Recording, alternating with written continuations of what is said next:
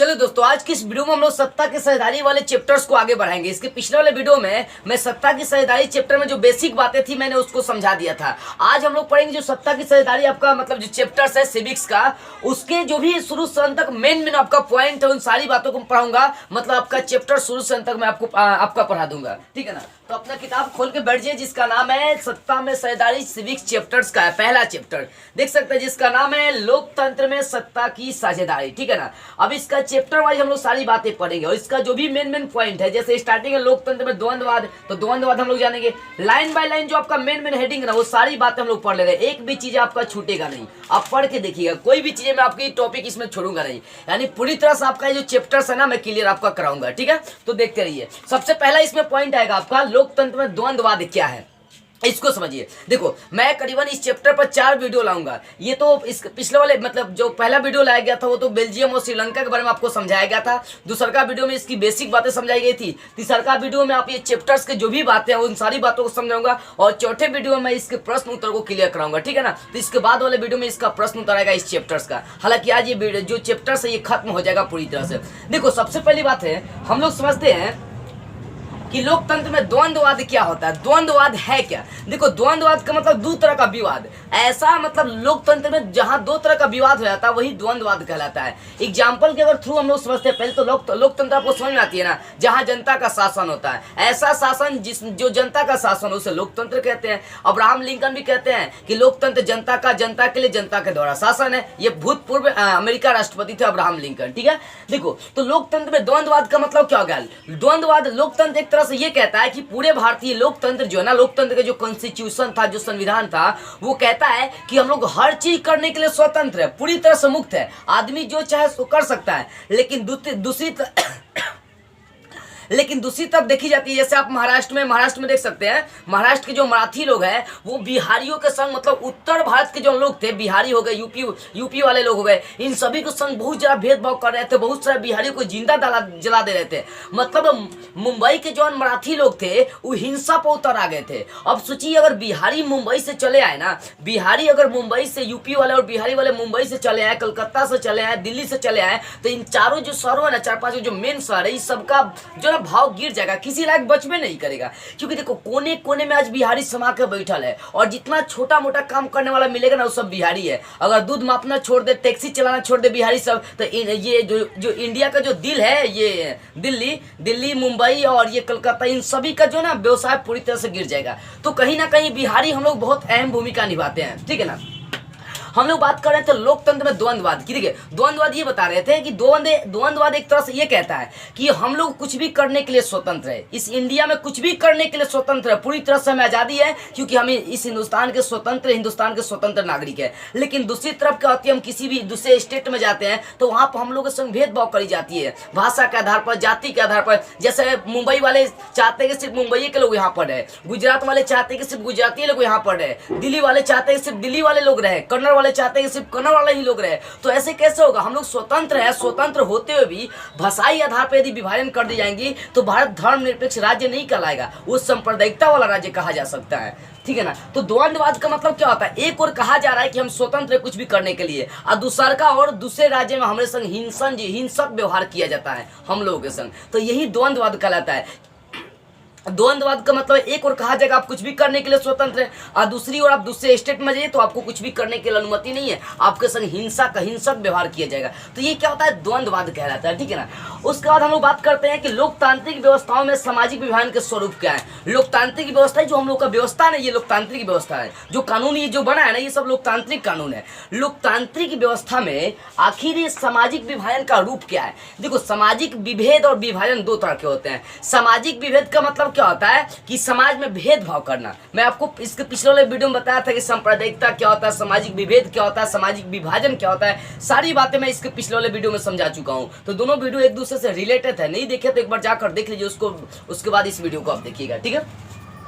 तो लोकतांत्रिक व्यवस्थाओं में सामाजिक विभाजन का हम लोग रूप देख रहे हैं, स्वरूप देख रहे हैं कि आखिर स्वरूप क्या है। देखो बुआ, हम लोग का जो लोकतांत्रिक व्यवस्था है, यहाँ पर हर धर्म के लोग रहते हैं। मतलब देखो, जिस देश में अलग अलग धर्म के लोग रहते हैं वो सामाजिक विभाजन हो गया, ठीक है ना। समाज का विभाजन हो चुका है, ये हिंदू है, ये मुस्लिम है, ठीक है ना। जैसे हिंदुस्तान पाकिस्तान हो गया, समाज का विभाजन हो गया। लेकिन हम लोग इंडिया में रह चुके हैं। इंडिया में हम लोग क्या है, संघीय सरकार हम लोग का है। याद रखिए, संघीय में आप तोड़ नहीं सकते। ऐसे नहीं चाहो कि बिहार को तोड़ कर मैं एक अलग देश बना लूँ, तो संभव ही नहीं है। संविधान में ऐसा कोई नियम नहीं बनाया गया। देखिए, आप भले किसी स्टेट का नाम चेंज करके रख सकते हैं, बिहार को कुछ और चेंज कर सकते हैं, ये है, लेकिन आप तोड़ के अलग नहीं बना सकते हैं उसको, ठीक है ना। देखो, तो हम लोग जान रहे थे लोकतांत्रिक व्यवस्थाओं में सामाजिक विभाजन का रूप क्या है। तो हम लोग के जो व्यवस्था है, जो लोकतांत्रिक ये व्यवस्था है, जो कानून बनाया गया है, जो हम लोग के पास व्यवस्था है, उसमें क्या होता है, तरह तरह के समाज, मतलब तरह तरह के कास्ट के लोग पाए जाते हैं। अलग अलग धर्म के लोग हैं, हिंदू, मुस्लिम, सिख, ईसाई, मतलब अलग अलग धर्म के जो लोग हैं उन्हीं को सामाजिक विभाजन कही जाती है। मतलब अपने समाज को बांट देना। जैसे हिंदुओं का देश अलग हो गया, पाकिस्तान पूरी तरह से अलग हो गया। मतलब मुस्लिमों का जो देश था वो पाकिस्तान क्या हो गया, अलग हो गया। उस समाज का उसका हमेशा के लिए बंटवारा हो गया, विभाजन हो गया। समझ में आ रही है। देखो, तो लोकतांत्रिक व्यवस्थाओं में सामाजिक विभाजन के स्वरूप हमें जानना है कि लोकतांत्रिक व्यवस्थाओं में सामाजिक विभाजन के स्वरूप क्या है। बस इतनी बोल सकते हैं कि हमारे लोकतांत्रिक व्यवस्था में, हमारे समाज में हर धर्म के लोग रहते हैं। हिंदू, मुस्लिम, सिख, ईसाई, हम लोग का समाज सारे धर्मों में बटा हुआ है। और हम लोग का जो लोकतांत्रिक व्यवस्था है वो सभी धर्म को अपने समान मानने का काम करता है। ऐसा नहीं कि हम लोग किसी एक मतलब राज्य के भाषा को दर्जा मानते हैं, चाहे किसी एक राज्य को उच्च मानकर चलते हैं, ऐसा नहीं है। हम लोग देखो, हम लोग किसी भी धर्म को छोटा नहीं मानते हैं, किसी एक धर्म को बड़ा नहीं दिखाते हैं कि हिंदू। हम लोग सारे धर्म को समान लेकर चलते हैं। वो हिंदू हो, मुसलमान हो, सिख, ईसाई, कुछ भी हो, सबको समान लेकर चलते हैं। लेकिन और सब देश में, जैसे चीन की आप बात करेंगे, चीन जो हम लोग का पड़ोसी देश पड़ता है, बगल वाला, हमेशा टकराते रहता है हम लोगों से। तो चीन जो है ना, वो सिर्फ अपना नियम कानून लगाना जानता है। जैसे झिंगियांग एरिया है, वहाँ पर मुसलमान के संग बहुत चीन वाला क्या करता है, अत्याचार उन लोगों के संग करता है। कुरान ऐप सब बंद करवा दिया है वहाँ पर, ठीक है ना। तो हम लोग जो है ना, किसी धर्म को ऊंचा, किसी एक धर्म को ऊंचा नहीं दिखाते हैं, बल्कि सारे धर्म को एक समान मानकर चलते हैं और सबको भाईचारे के जैसा ही मानते हैं। ओके, आगे देखिए, समझ में आ गया। देखो, अपनी व्यवस्था में अलग अलग धर्म के लोग हैं, उसी को कहा गया लोकतंत्र में समाज का विभाजन। ओके, आगे देखिए। अब देखो, सामाजिक भेदभाव एवं विविधता की उत्पत्ति, मतलब सामाजिक भेदभाव कैसे उत्पन्न हुआ और विविधताएं कैसे आई, इसके बारे में आपको जानना है, ठीक है ना। देखो, सामाजिक भेदभाव का मतलब क्या होता है, जहां जन्म के आधार पर, जहां भाषा के आधार पर, जहां क्षेत्र के आधार पर, जहां संस्कृति के आधार पर, जहां रंग के आधार पर भेदभाव किया जाता है, वो कहलाएगा आपका सामाजिक भेदभाव। याद रखिएगा, रंग के आधार पर भेदभाव किया जाने वाला रंग भेद भी कहलाता है। तो मैं पहले भी आपको ये बता चुका हूँ। तो सामाजिक भेदभाव का मतलब क्या होता है, अपने समाज में जात के आधार पर, धर्म के आधार पर, भाषा के आधार पर, संस्कृति के आधार पर, कल्चर के आधार पर जब आपके संग भेदभाव करे जाएंगे तो वो कहलाएगा आपका सामाजिक भेदभाव कहलाता है। तो देखना है कि सामाजिक भेदभाव कैसे उत्पन्न होता है, विविधता कैसे उत्पन्न होती है। देखो, सामाजिक भेदभाव का मतलब क्या होता है, अगर एक लोहार का लड़का जन्म लेगा ना, तो उसका नौकरी फिक्स हो जाता है कि हमेशा वही काम करेगा। मतलब देखो, जब भी सामाजिक विविधता उत्पन्न होती है तो जन्म से ही उत्पन्न होती है। अगर गरीब के बेटा जन्म लिया है तो वही काम करेगा जो उसका जो पूर्वज करते आ रहा है। समझ में आ रही है। ये था सामाजिक भेदभाव। ये हमेशा जन्म से क्या होती है, उत्पन्न हो जाती है। समाज में छोटे लोगों को घिन दृष्टि से देखा जाता है। घिन दृष्टि का मतलब होता है कि मतलब गलत नजरिए से उसको देखना, एक तरह से, ठीक है ना। मतलब घृणा के दृष्टि से देखना, प्रेम के दृष्टि से नहीं देखना। तो हम लोग के समाज में आखिर सामाजिक विभेद कैसे उत्पन्न हुआ। देखो, सामाजिक विभेद उत्पन्न कब हुआ, जब हम लोग क्या किए, देखो आपका टॉपिक है सामाजिक भेदभाव। जब जात के आधार पर लोगों को बांटना शुरू कर दिए, धर्म के आधार पर लोगों को बांटना शुरू कर दिए, समाज के आधार पर बांटना शुरू कर दिए। जैसे देखो, हम लोग का 29 जो 28 राज्य अभी है भारत में, ये कैसे बटा है, तो देखी जाए तो भाषा के आधार पर बटा। भोजपुरी को अलग, झारखंड वाले जो आदिवासी थे उनको अलग, कन्नड़ वाले को अलग बना दिया गया, तेलुगु वाले को अलग बना दिया गया, तमिल वाले को अलग बना दिया गया, मराठी वाले को अलग। हम लोग का भाषा के आधार पर बढ़ चुका है। लेकिन ऐसा नहीं है, हम लोग किसी एक भाषा को ही मान्यता देकर चले। हिंदी, संपूर्ण भारत में जाइए हिंदी बोलना पड़ता, बोलता भी है लोग, ठीक है। देखो, सामाजिक भेदभाव एवं विविधता की उत्पत्ति कहाँ से हुई। हमारी सामाजिक भेदभाव की उत्पत्ति तब हुई जब हम लोग क्या किए, भाषाई आधार पर, क्षेत्र के आधार पर, धर्म के आधार पर लोगों को घिन दृष्टि से देखना शुरू कर दिए, लोगों से नफरत करना शुरू कर दिए। तब हम लोगों के बीच सामाजिक भेदभाव उत्पन्न हो गया, ठीक है ना। पहले जब सोचिए, जब धरती पर सिर्फ ओनली जब लोग होगा, जब उस समय कपड़े का विकास, संस्कृति का विकास नहीं था, जैसे आदिवासी के समान लोग जीवन जीते थे, क्या उस समय कोई भेदभाव था? कोई भेदभाव नहीं था। लेकिन जब से राजा का शासन ये सब आ गया ना, तो ये सब राजा ही बड़ा एकदम, वो राजा और सबको एकदम कुचल देता था अपने पैरों नीचे, वो भेलू तनी को देवे नहीं करता था, छोटे जात मानने का काम करता था लोग। देखो, तो सामाजिक भेदभाव की उत्पत्ति कैसे हुआ? तो जाति के आधार पर, क्षेत्र के आधार पर, भाषा के आधार पर, धर्म के आधार पर लोगों से घृणा करी गई, तब जाकर सामाजिक भेदभाव उत्पन्न हो गया था। ओके, अब अगला टॉपिक देखिए, ये बहुत इंपॉर्टेंट है। अगला है कि सामाजिक विभिन्नता, सामाजिक विभाजन में अंतर क्या है? मतलब सामाजिक विभिन्नता और सामाजिक विभाजन दोनों में अंतर क्या है? देखो, सामाजिक विभिन्नता का मतलब हो गया कि आपका समाज जितना भी धर्म है सभी धर्मों में बटा हुआ है और सभी को समान अधिकार है, लेकिन सामाजिक विभेद अलग होता है। सामाजिक विभिन्नता, सामाजिक विभिन्नता और सामाजिक विभेद। सामाजिक विभेद का मतलब होता है भेदभाव करना, ठीक है ना। लेकिन सामाजिक विभिन्नता का मतलब हो गया आपके समाज में अलग अलग धर्म के लोग रहते हैं, जैसे हिंदुस्तान में हिंदू, मुस्लिम, सिख, ईसाई, ये चारों धर्म क्या है? अलग है, ठीक है ना। तो सामाजिक विभिन्नता और सामाजिक विभाजन में क्या अंतर है? देखो, सामाजिक विभिन्नता सामाजिक विभाजन का रूप कब लेती है? जब एक अंतर दूसरे अंतर से बहुत श्रेष्ठ हो जाएगा, ऊंचा दिखाने लगेगा, अपने आप को बड़ा दिखाने लगेगा, तब जाकर वहां पर विभाजन होने लगता है। जैसे देखो, यहाँ पर हम लोग बात करते हैं मुस्लिम क्या किया, जो हम लोग का जब देश आज़ाद नहीं हुआ था 1947 की बात करते हैं, देश आज़ादी से पहले की भी बात करते हैं, तो हिंदू मुस्लिम सब हम लोगों का क्या था? एक संग था, कोई अलग नहीं था, कोई भेदभाव नहीं था, सारा लोग मिलजुल कर क्या करता था? सभी समस्याओं का, सभी मुसीबतों का डटकर सामना करते थे। लेकिन कुछ पल के बाद ऐसा हुआ, जिन्ना आया ना, जिन्ना मोहम्मद अली जिन्ना, उसी का तो देन है कि हम लोग का पाकिस्तान अलग हो गया, मुस्लिमों का देश अलग हुआ। लेकिन कहावत नहीं है, जो भी होता अच्छे के लिए हुआ है ना, अच्छे के लिए हुआ, नहीं तो वो लोग होता तो कहाँ से कहाँ होता। देखो, एक बात याद रखिएगा, जिस देश में मुस्लिम का शासन हो गया ना, वो देश टिकने वाला नहीं है, वहाँ हमेशा मारा पीटी दंगा फसाद होते रहेगा। दिल्ली लेकर चलिए, पाकिस्तान को एग्जाम्पल के तौर पर है, ये कभी सुख चैन शांति से रहता ही नहीं, हमेशा लड़ाई झगड़ा करते रहते हैं। तो सामाजिक विभिन्नता और सामाजिक विभाजन में अंतर क्या है? देखो, सामाजिक विभिन्नता का मतलब हो गया हमारे समाज में अलग अलग धर्म के लोग रहते हैं, और सामाजिक विभाजन का मतलब वो अलग अलग धर्म का लोग बट गया, जैसे हिंदू मुस्लिम का बंटवारा हो गया, मुसलमान पाकिस्तान में और हिंदू लोग कहाँ चलाया? हिंदुस्तान में चलाया। तो देखो, सामाजिक विभिन्नता जरूरी नहीं कि सामाजिक विभाजन ही करवा देगी। अगर हम लोग के हिंदुस्तान से चाहे मुस्लिम, हिंदू, मुस्लिम, सिख, ईसाई, ये चारों धर्म चाहे कि अलग हो जाए, तो जिंदगी भर में कोई अलग ही नहीं होगा। इसलिए अलग नहीं होगा क्योंकि हम लोग के संविधान में ऐसा नियम बना दिया गया, कोई अब अलग नहीं हो सकता, एकदम फ्री है, अलग नहीं हो सकते हैं लोग। देखो, तो सामाजिक विभिन्नता सामाजिक विभाजन का रूप तब लेगी जब एक धर्म अपने आप को बड़ा दिखाने लगेगा, मतलब जहां सांप्रदायिकता आ जाएंगी। आपको बता दिया गया था सांप्रदायिकता क्या होता है, अपने धर्म को दूसरे धर्म से ज्यादा श्रेष्ठ दिखाना और अपने धर्म के लिए जान तक दे देना, ये कहलाता है सांप्रदायिकता कहलाता है। तो कहने का मतलब सामाजिक विभिन्नता, आपके समाज में जो अलग अलग धर्म के लोग हैं वो अपने देश का बंटवारा तब ही चाहेंगे जब एक धर्म अपने आप को ऊंचा दिखाने लगेगा कि नहीं हमारा ही धर्म बहुत ऊंचा है, तभी जाकर सामाजिक जो विभिन्नता होती है उसका विभाजन हो जाता है। जैसे मुसलमान लोग क्या किया, अपने आप को दिखाने लगे कि हम श्रेष्ठ हैं, हम श्रेष्ठ है, जिन्ना बोलने लगे कि हमको प्रधानमंत्री बनाइए, हम मुस्लिम लोग श्रेष्ठ हैं। इसी का रीजन हुआ कि पाकिस्तान क्या हो गया? अलग हो गया। जिस देश में एक धर्म अपने आप को बड़ा दिखाने लगा और सब धर्म को नीचा दिखाने लगेगा, याद रखिएगा वो देश जरूर ना जरूर मतलब दो देशों में बढ़ जाएगा, उसका टुकड़ा हो जाएगा। इसका एग्जाम्पल है हिंदुस्तान और पाकिस्तान का बंटवारा सामने है। तो समझ गए ना। देखो, सामाजिक विभिन्नता का विभाजन कब होगा? जब एक अंतर दूसरे अंतर से बड़ा होगा, यानी जब एक देश का रीजन, एक देश का धर्म अपने आप को बड़ा दिखाने लगेगा, मतलब अपने आप को सांप्रदायिकता बनाने लगेगा, तो याद रखिएगा उस दिन उस देश का क्या होगा? बंटवारा हो जाएगा। तो सामाजिक विभाजन, सामाजिक विभिन्नता और सामाजिक विभाजन में अंतर क्या है? तो याद रखिएगा सामाजिक विभिन्नता का मतलब हमारे समाज में अलग अलग धर्म के लोग रहते हैं, लेकिन जब उनके बीच फूट पड़ती है और वो धर्म के लोग जब अपने आप को ऊंचा दिखाना शुरू कर देते हैं कि मेरा धर्म ऊंचा है, अगर हिंदुस्तान में मुसलमान बोलने लगेंगे कि मेरा धर्म ये है वो है, तो हिंदू वाले देखेंगे क्या? यहाँ से फिर मुसलमान को अलग करने की प्रथा चलना स्टार्ट हो जाएंगी।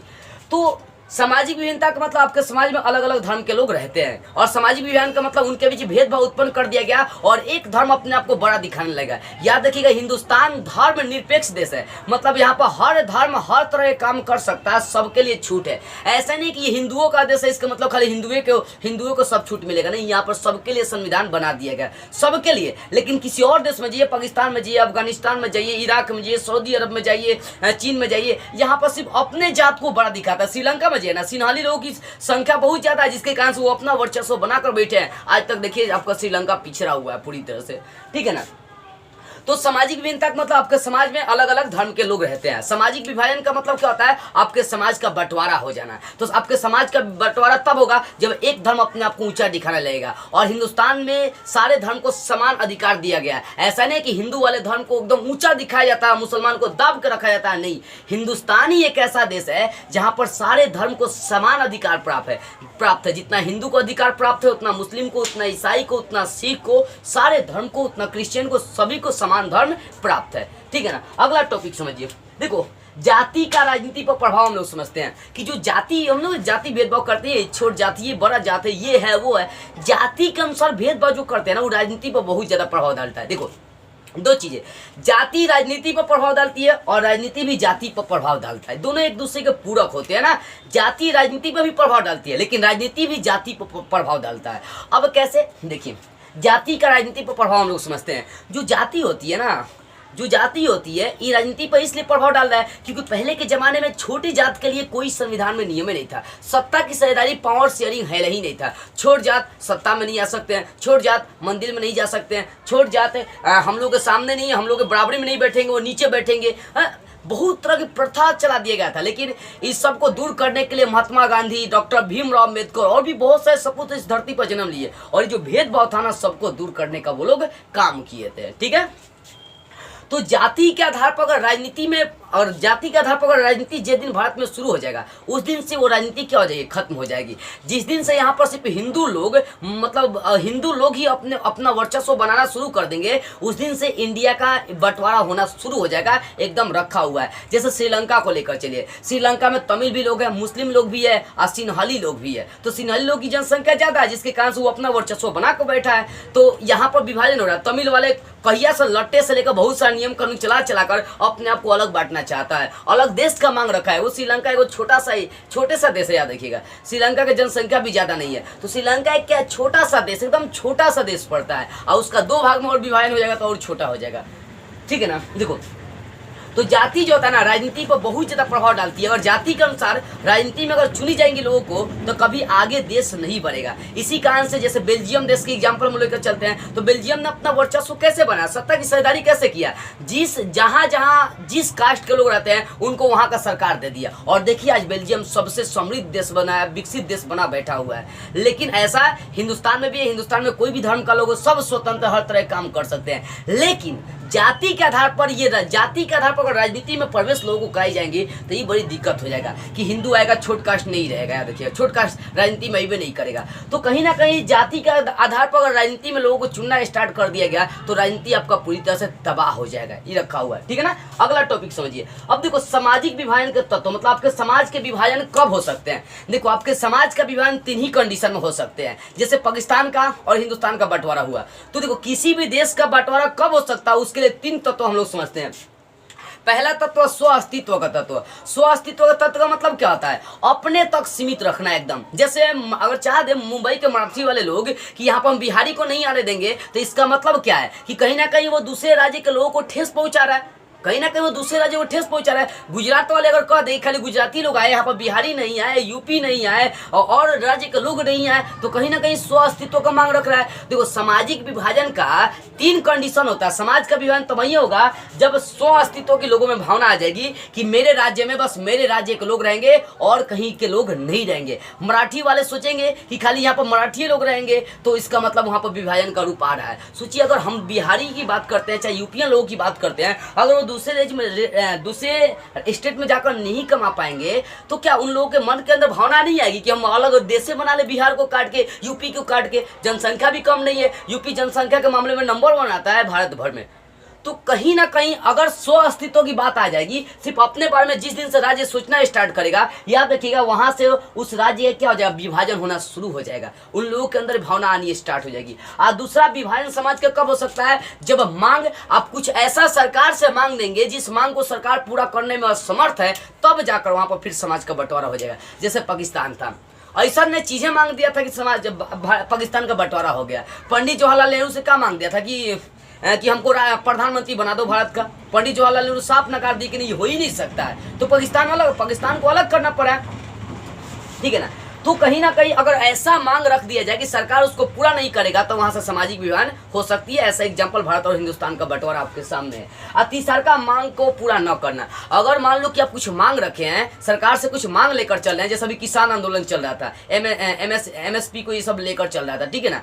तो कहीं ना कहीं किसान आंदोलन का जो मांग था, किसानों का जो मांग है अभी भी चल ही रहा है। किसानों का जो मांग है अगर सरकार पूरा नहीं करेगा, तो किसानों के दिमाग में कुछ ना कुछ उपज होगा ना, बातें दिमाग किसान सोचने लगेंगे कि ये जो सरकार है हमारी मांगों को पूरा नहीं कर रहा है, हम जो चाह रहे सरकार हमें नहीं दे रहा है, तो कहीं ना कहीं उनके अंदर विभाजन की बात आ ही जाएगी। तो 3 कंडीशन बनते हैं अपने समाज के विभाजन के। पहला कंडीशन बनता है स्व अस्तित्व, अपने बारे में ही सोचना, अपना राज्य अपने तक सीमित रखना। दूसरा का मांग, ऐसा कुछ आप मांग देंगे कि सरकार पूरा नहीं करेगा, तब भी वहां पर समाज का विभाजन होगा। और तीसरा का आप कुछ ऐसा मांगिए जो सरकार पूरा कर सकता है, लेकिन सरकार उस मांग को पूरा करना नहीं चाहती है। जैसे पहले की यदि बात करी जाए, पहले सिर्फ बड़े जातों का हिंदुओं में देखी जाए, हिंदू में दलित वर्ग और स्वर्ण वर्ग लेकर चल सकते हैं। तो हिंदू में दलित वर्ग को साफ घटिया नजर से हम लोग देखते थे, उसको राजनीति में आने का कोई अधिकार ही नहीं था, हम लोग दिए नहीं थे। तो डॉक्टर भीमराव अम्बेडकर की वजह से इन लोगों को बहुत सारा वर्चस्व, बहुत सारा अधिकार मिल गया, अन्यथा एक भी अधिकार मिलने का चांस ही नहीं था। छोटे लोग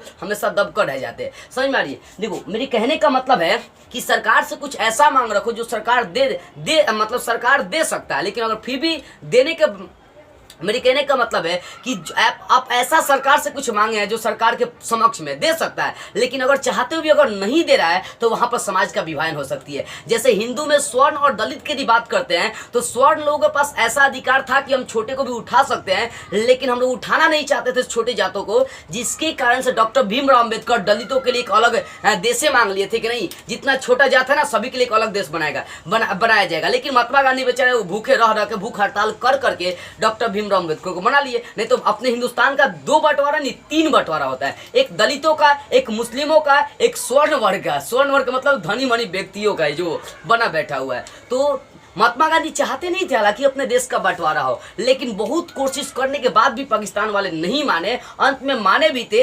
जिन्ना माना भी था कि हमको प्रधानमंत्री बनाओ भारत का, लेकिन पंडित जवाहरलाल नेहरू की गलती की वजह से महात्मा गांधी बोले भी थे कि जवाहरलाल नेहरू से कि काम करो, तुम प्रधानमंत्री काहे को बनेगो, बना दो जिन्ना को। लेकिन पंडित जवाहरलाल नेहरू बोले कि नहीं, हम ही प्रधानमंत्री बनेंगे, जिसके कारण से पाकिस्तान का बंटवारा एकदम फिक्स हो गया। बाद में महात्मा गांधी को साइन करना पड़ा स्टेशन पर कि हाँ बंटवारा होगा। ठीक है, तो देखो सामाजिक विभाजन के 3 तत्व कौन कौन सा, अपने बारे में सोचना और सरकार से कुछ ऐसा मांग देना जो सरकार के पक्ष में नहीं है, सरकार पूरा ही नहीं कर सकती है। और तीसरा का कि सरकार से आप जो मांग रहे हो वो सरकार पूरा कर सकता है, लेकिन फिर भी आपकी जो आपका सरकार है आपकी मांग को पूरा नहीं करता है। तो 3 कंडीशन में आपके समाज का विभाजन हो सकता है। आगे चलते हैं, जातिगत असमानताएं। ये जातिगत असमानताएं क्या, देखो बुआ, जाति के आधार पर भेदभाव फैलाना जातिगत असमानताएं कहलाती है। जाति के आधार पर भेदभाव फैलाना जातिगत असमानताएं कहलाती है। कहने का मतलब ये छोटा कास्ट है, हमारे पास मत आओ, छोटा कास्ट को हम ये कोई अधिकार नहीं देंगे, ये क्या होगा, जाति के आधार पर भेदभाव फैलाया गया। तो जो जाति के आधार पर भेदभाव फैलाई जाती है वही कहलाती है जातिगत असमानताएं। ठीक है, अगला देखो, वर्ण व्यवस्था तो मैं आपको कल ही समझा दिया था। वर्ण व्यवस्था क्या, एक संस्था, सामाजिक संस्था है। सामाजिक संस्था है जिसमें 4 तरह के वर्ग आते हैं, जिसको जातियों को 4 वर्गों में बांटा जाता है, जिसमें आपको बता दिया गया था शूद्र था, वैश्य था, ब्राह्मण था, ब्राह्मण 4 हो गए ना, ब्राह्मण, शूद्र, क्षत्रिय, वैश्य, ये 4 तरह के धर्म आते हैं ना। तो देखो वर्ण व्यवस्था क्या, उसमें मैं पहले भी इसका चर्चा बहुत ज़्यादा कर दिया हूँ, इसी कारण से इसमें ज़्यादा चर्चा नहीं करूँगा। हालांकि फिर भी मैं मोटा मोटी इसकी बात बताऊँ तो वर्ण व्यवस्था जो है एक क्या सामाजिक संस्था है जिसमें जाति को 4 वर्गों में बांट दिया जाता है, मतलब समाज को 4 वर्गों में बांटी जाती है। कौन कौन सा, तो ब्राह्मण, क्षत्रिय, शूद्र, वैश्य और सबसे इसमें बड़े कौन आते हैं? ब्राह्मण आते हैं। तो जाति को 4 वर्गों में बांट दिया गया। सबसे छोटे को वैश्य मानता है सब, शूद्र मानता है सब। ये शूद्र जाति के जो लोग हैं बड़े छोटे होते हैं, घिन दृष्टि से इनको देखी जाती थी पहले के जमाने में। ठीक है, तो वर्ण व्यवस्था आप पहले भी जान चुके हैं। तो वर्ण व्यवस्था एक क्या है? सामाजिक संस्था है जिसमें जातियों को 4 वर्ग में बांटा जाता है, ब्राह्मण, क्षत्रिय, वैश्य और शूद्र। ठीक है, अगला देखिए, अगला टॉपिक है राजनीति में जाति। अभी मैंने बताया था जाति का राजनीति पर प्रभाव। अब देख रहे हैं राजनीति में जाति। आजकल राजनीति में बहुत ज्यादा जाति चलती है। अगर कोई राय जी का मुखिया कोई खड़ा हुआ है तो याद रखिएगा, राय जी जो लोग है ना, राय जी के वोट देंगे, भले वो बहुत बड़का अपराधी काहे नहीं हो। राजनीति में जाति इतना ना चलती है ना कि समाज का विकास नहीं होता। देखो, जिस दिन राजनीति से जब तक ये जाति समाप्त नहीं होगा ना, तब तक याद रखिएगा समाज का विकास नहीं होगा। समाज के रियल में अगर आपके गांव में मुखिया का चुनाव हो रहा है और वहां पर भी जाति के आधार पर वोट दी जा रही है कि ये मुस्लिम का है इसी को वोट देंगे, इसी को वोट देंगे, उस समाज का कभी विकास नहीं होगा। वहां पर जो चुनाव में खर्चाएं हो रही है वो सब दिखावटी है यार। आज चुनाव आया है तो वो छोटे कास्ट को, जो आदमी छोटे कास्ट से बड़ी घृणा करता था, वो चुनाव के समय छोटे कास्ट को भी वैल्यू देने लगता है कि भैया हमको ध्यान दीजिएगा, भैया हमको ध्यान दीजिएगा, हम ही आपके मसीहा है, ये है, वो करेंगे, ये करेंगे, मारे खाने एकदम नहीं, बहुत सारा मतलब बातें बोलता है सब।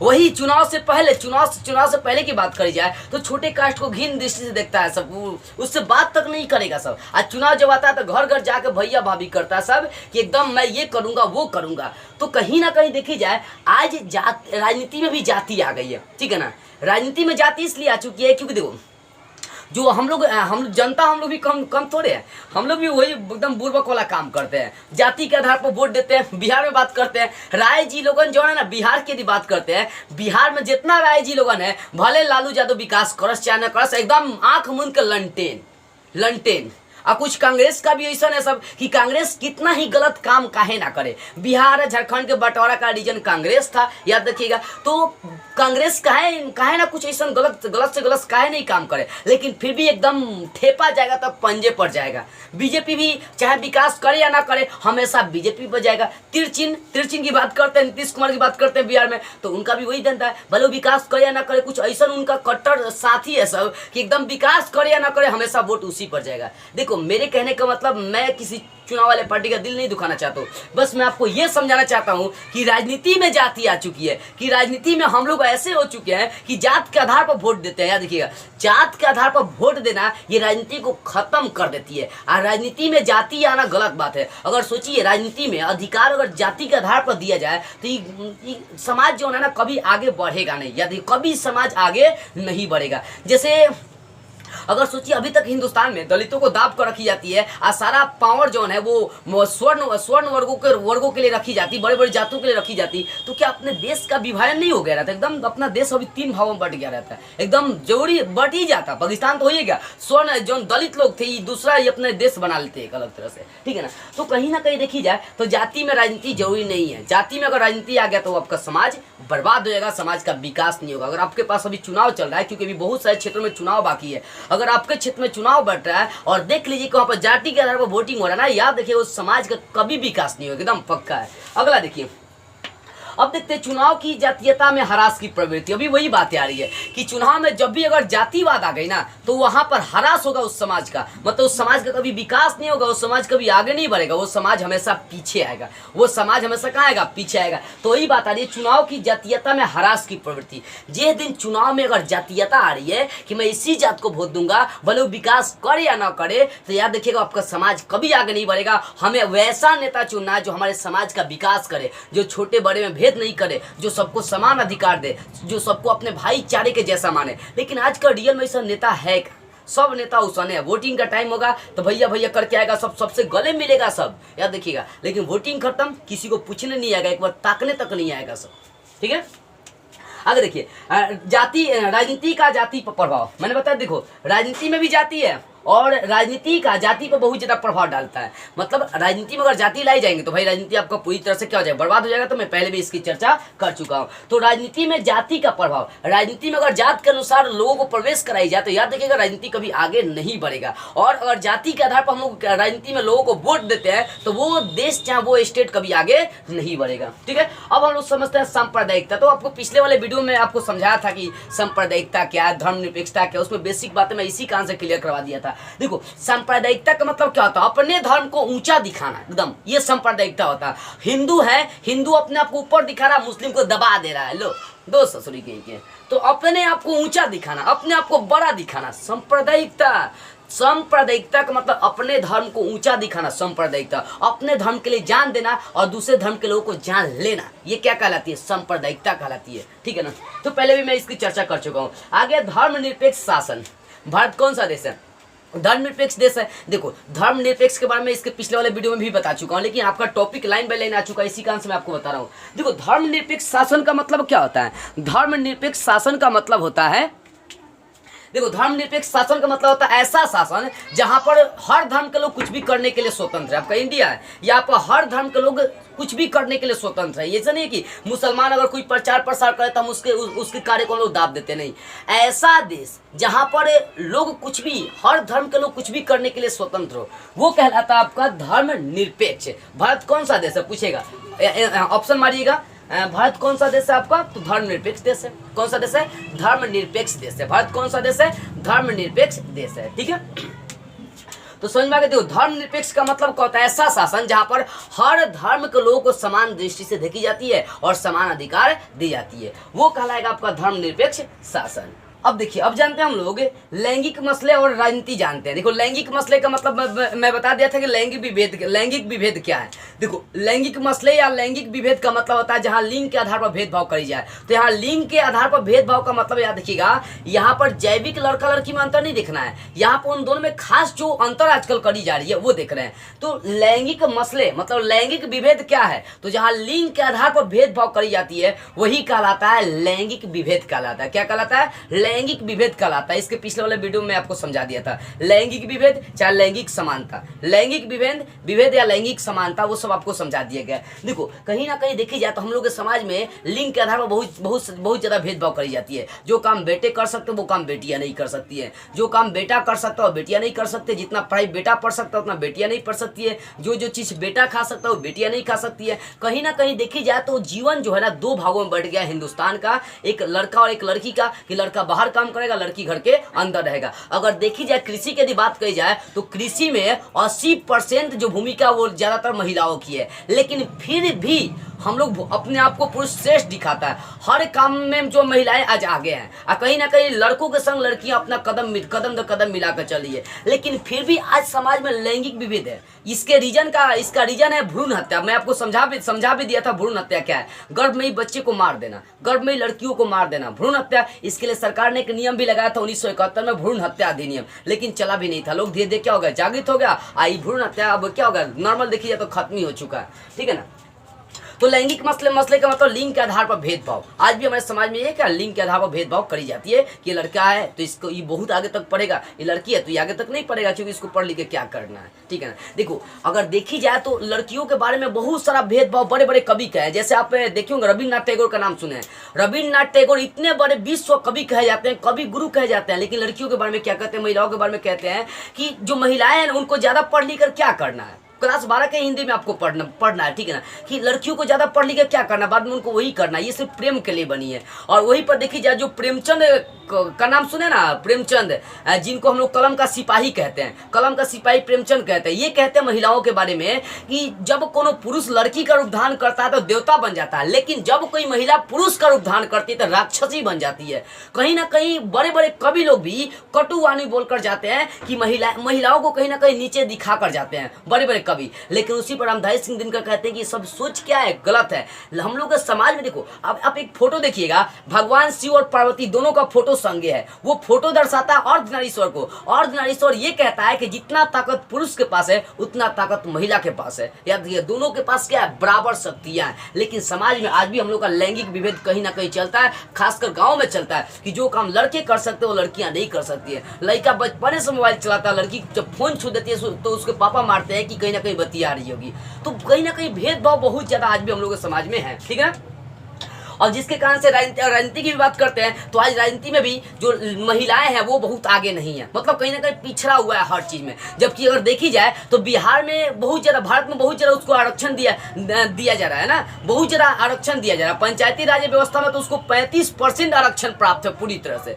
तो कहीं ना कहीं आरक्षण महिलाओं को दिए जाने के बाद भी महिलाएं आज देखी जाए तो उतना आगे नहीं जा रही है, लेकिन अब देखी जाए तो महिलाएं भी अपना कदम दर कदम हर क्षेत्र में आगे बढ़ा रही है। महिलाएं भी कहीं ना कहीं आगे है, वो पीछे नहीं है, ठीक है ना। अब अंतिम पॉइंट इसका हम लोग बात करते हैं कि महिला का राजनीति में प्रतिनिधित्व क्या है। बात सीधी सी वही बता रहे हैं कि आज भी राजनीति में महिलाएं बहुत कम भाग लेती है। देखिए यहाँ पर अभी राजनीति में कितनी महिलाएं खड़ी हुई है। अब देखिए अभी की बात करें, अभी के हम लोग वर्तमान समय की यदि बात लेकर चलते हैं तो अब महिलाएं जागृत हो रही है कि मुखिया में भी मुखिया का भी चुनाव लड़ रही है, तो बड़का पद पर अभी भी महिलाएं नहीं आ रही है, ठीक है ना।